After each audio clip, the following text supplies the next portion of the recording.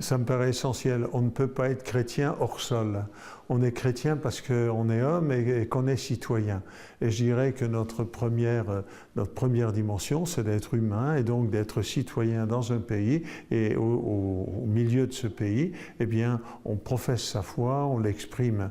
Mais ceci n'empêche pas cela. Je dirais même que, comme je le signale souvent à mes auditeurs, eh bien, un bon chrétien doit être un bon citoyen. Et si on est un mauvais citoyen, je doute qu'on soit un bon chrétien. Pour l'Europe, de toute façon, j'assume aussi que nous avons une responsabilité historique. C'est vrai que beaucoup de chrétiens, beaucoup vivant l'idéal chrétien de réconciliation et de fraternité, ont été les pères fondateurs de l'Europe.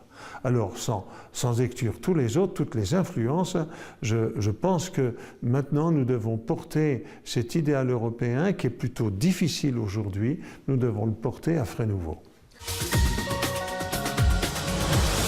Moi, je suis persuadé que la vision qu'avait, par exemple, Robert Schuman de commencer avec la CECA, c'est-à-dire d'unir les forces de l'acier, des aciéries en Europe, ces aciéries qui avaient fabriqué les canons, eh bien, qu'on en fasse un organisme qui permette le développement économique. Je suis persuadé que c'est une bonne vision, mais il faut aussi d'autres éléments. On ne fait pas rêver les gens uniquement avec une calculette.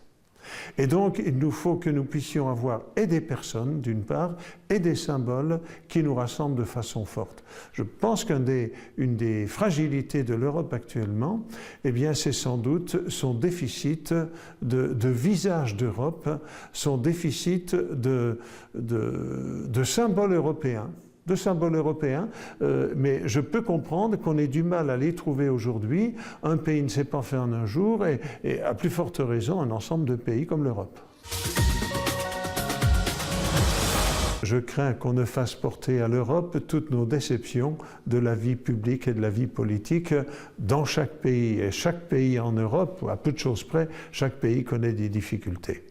Alors je crains que ce mal-être se ressente dans la vision que nous avons de l'Europe qui serait accusée à tort de tous nos maux. Or, n'oublions pas, en 70 ans, elle nous a apporté la paix, ça a permis des échanges, une construction et ça a permis la prospérité.